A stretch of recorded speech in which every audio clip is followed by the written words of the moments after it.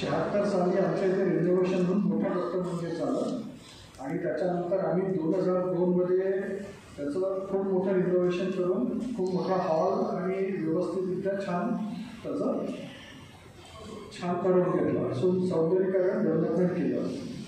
तसंच त्याच्या बाजूला NMCचं गार्डन आहे, ते सुद्धा आम्ही मेंटेन करतो आणि तिथे जे भरतनगरवासी राहतात किंवा बाहेरचे लोक येतात तिथेसुद्धा तिथे ग्रीन जिम वगैरे सगळं करून घेतलेलं आहे.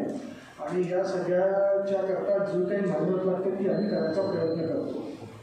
आज पत्रकार परिषद घेण्याचं मुख्य कारण असं की आजपासून दत्त सप्ताह सुरू झालेला आहे. 14 तारखेला दत्त जयंती आहे. तर त्या दत्त सप्ताहानिमित्त आम्ही 2 मोठे कार्यक्रम घेतलेले आहेत. एक आता तुम्हाला माहितीच आहे की कीर्तन महोत्सव एक चालू आहे चारुदत्तजी आपळेंचा. तर उद्या आणि परवा आमच्या इथे चारुदत्तजी आपळे 9 आणि 10 तारखेला दत्त मंदिर भरतनगरच्या प्रांगणात ते कीर्तन देणार आहे. त्याचे डिटेल्स आमचे सचिन देतील.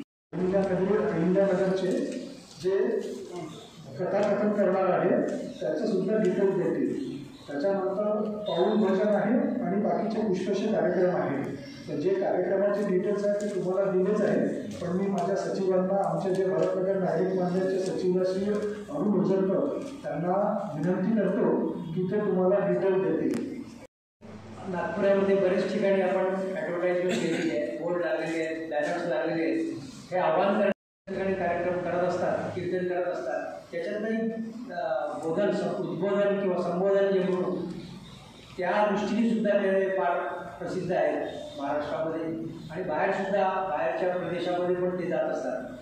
तर हे जे कीर्तनकार आहेत ते वेगवेगळ्या क्रांतिकारांवर सुद्धा कीर्तन करत असतात. ते एक उद्बोधन म्हणून त्यांचं कार्यक्रम बहुतेक ठिकाणी महाराष्ट्रामध्ये आणि आपल्या नागपूरमध्ये सुद्धा हा कार्यक्रम ठेवत असतो.